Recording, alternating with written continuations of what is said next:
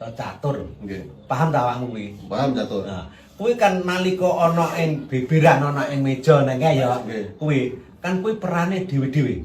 Enek sing dadi menteri, enek sing patih, enek sing beteng, ya lho, enek peluncur, sandane kae, awakmu paham to? Nggih.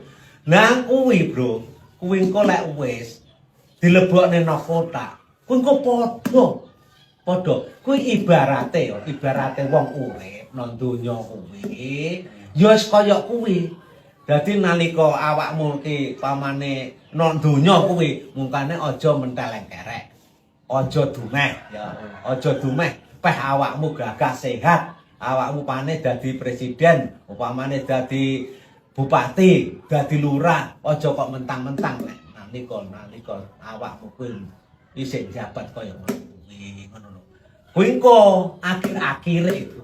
Akhir-akhire sok yo sakmono kuwi lho. Ibu kotak. Lha ngono pokoke sakmono kuwi, ora kok peh awakmu dadi jenderal. Terus awakmu lemah wombo ki tertinggal ndak.